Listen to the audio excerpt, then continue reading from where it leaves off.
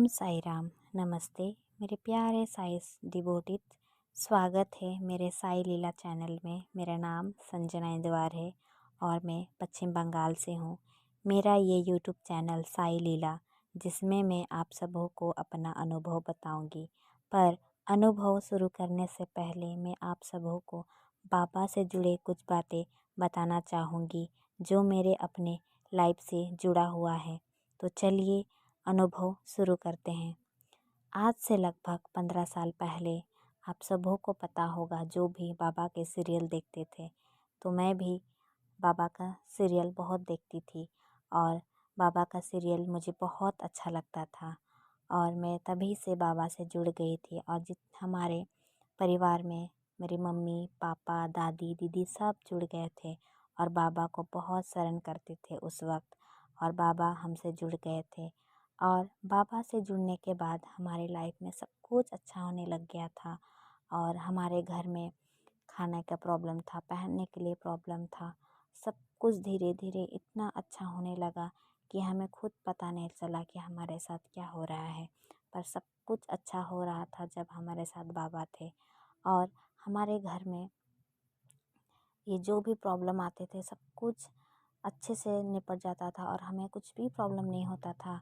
पर और हम लोग का घर का जितना भी परेशानी धीरे धीरे ठीक होते गया और हम इतने हमारे घर में सब कुछ ठीक हो गया और हमारा जो भी समस्या था सब ठीक हो गया। फिर हम लोग मतलब इतना पैसा के असर में ठीक हो गए और इतना सामर्थ हो गए कि ज़रूरतमंद को हम लोग दे के भी चला नहीं सके। और ऐसा भी दिन आया है कि हम किसी को 5,000 6,000 10,000 इतना तक पैसा हम लोग चला देते थे। पर उस वक्त बाबा थे हमारे साथ और बाबा से हम जुड़े हुए थे, इसलिए सब कुछ पॉसिबल था और धीरे धीरे सब कुछ ठीक हो रहा था। पर ऐसा वक्त आया जब सब कुछ ठीक था, हाथ में हरा भरा था, पैसा का कोई प्रॉब्लम नहीं था, सब कुछ ठीक था। उस वक्त हमारे बीच ये अहंकार और ये पैसा का घमंड ये उत्पन्न हो गया। हम इंसान होते ही ऐसे हैं, पैसे में हम लोग इतने अंधे हो जाते हैं और सुख का समय जब आता है हम भगवान को भूल जाते हैं। वैसे ही हमारे साथ भी हुआ। हमारा जब सुख का समय आया हम भगवान को भूल गए और बाबा से हम दूर होने लगे। पर उस दूर होने का हमें सजा भी भुगतना पड़ा। बाबा तो हमारे साथ हमेशा थे और हमेशा है और हमेशा ही रहेंगे, पर हम बाबा से दूर होते गए। और जब हम बाबा से दूर होते गए हमारे परेशानी बढ़ते गई बढ़ते गई बढ़ते गई और हम कर्ज में इतने डूब गए कि हमें एक कर्ज से निकलना बहुत मुश्किल हो गया। फिर ऐसा वक्त भी आया जब मेरी मम्मी घर छोड़ के चली गई हमारे लिए काम करने के लिए, और दूसरों के घर पे जाके मेरी मम्मी काम करती थी, बर्तन धोती थी।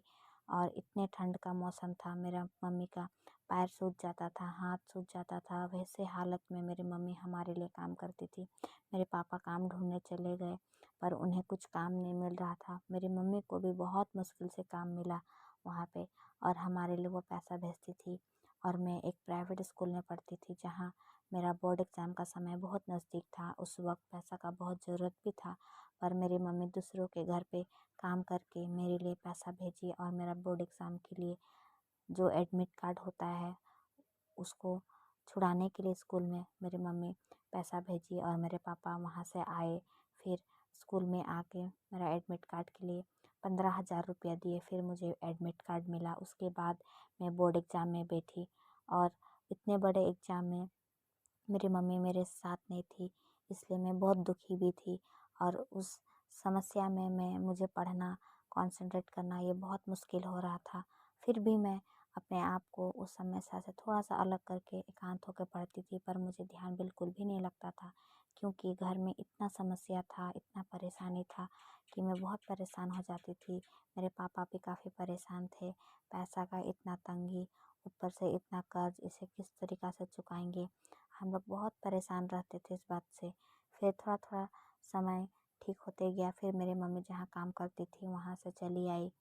फिर थोड़ा बहुत ठीक भी हुआ पर थोड़ा बहुत ठीक नहीं भी हुआ क्योंकि परेशानी जो था ये इतना आसानी से ठीक होने वाला नहीं था। फिर ऐसा वक्त आया जब मेरे पापा फिर से घर छोड़ के चले गए क्योंकि हम लोग का जो कर्ज था वो ख़त्म बिल्कुल भी नहीं हुआ था। फिर से मेरे पापा चले गए और उस वक्त ऐसा हुआ मेरे पापा के पास एंड्रॉयड फ़ोन नहीं था। फिर मेरे पापा का जो कीपैड फ़ोन था वो पानी में गिर के ख़राब हो गया। पर हम लोग घर से मेरे पापा के लिए इधर उधर से अरेंज करके पैसा भेजे और मेरे पापा ने एक एंड्रॉयड फ़ोन ख़रीदा। फिर उस एंड्रॉयड फ़ोन में पापा वीडियोस देखते थे। तो सडनली एक दिन बाबा का कुछ वीडियोस आता है पापा के फ़ोन पे, और उस वीडियो के ज़रिए पापा बाबा से जुड़ जाते हैं। शायद बाबा का इशारा था होगा कि मेरे बच्चे मेरे पास वापस आ जाए और मुझे ध्यान करे। तो बाबा का उसी इशारा को मेरे पापा ने समझ लिया और बाबा को शरण करना स्टार्ट किया।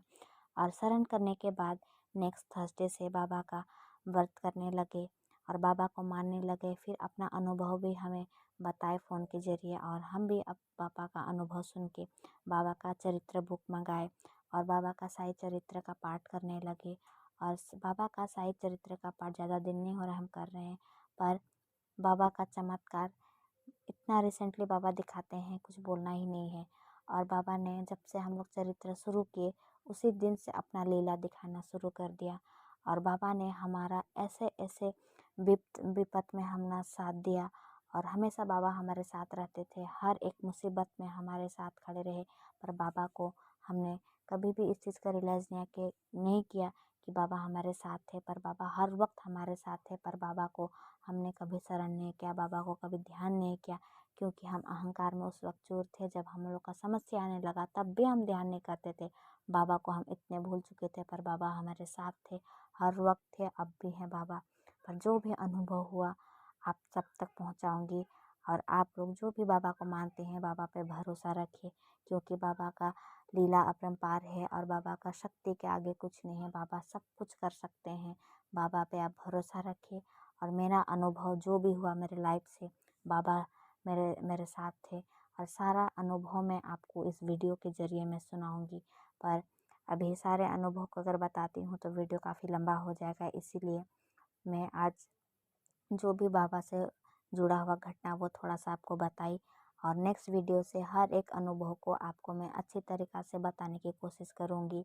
और आप बाबा पे भरोसा रखिए और सब चीज़ समय से हो जाएगा। बाबा अपने भक्त को कभी निराश नहीं करते हैं। आप विश्वास रखिए, पूजा कीजिए, बाबा का चरित्र पाठ कीजिए, क्योंकि चरित्र पाठ करने से घर का जितना भी दुख दरिद्र होता है सब धीरे धीरे दूर होने लगता है। ये मेरा अपना अनुभव है और आपसे बता रही हूँ। और आप भी बाबा का बुक मंगाइए, बुक पढ़िए, आपको ऑनलाइन में मिल जाएगा और ज़्यादा दाम भी नहीं है, बहुत कम है, और आप इस मंगा के पढ़ सकते हैं। ये सारे भाषा में अवेलेबल है, जैसे इंग्लिश, हिंदी, मराठी, गुजराती, सब भाषा में अवेलेबल है। आप जिस भी जाति के हैं आप उस जाति के पुस्तक को मंगा के पढ़ सकते हैं। बाबा का चरित्र बुक इस सारे भाषा में अवेलेबल है। आप मंगाइए, पढ़िए, बाबा का ध्यान कीजिए, बाबा को पूजा कीजिए और बाबा पर भरोसा रखिए। तो चलिए आज के लिए बस इतना ही, मैं चलती हूँ।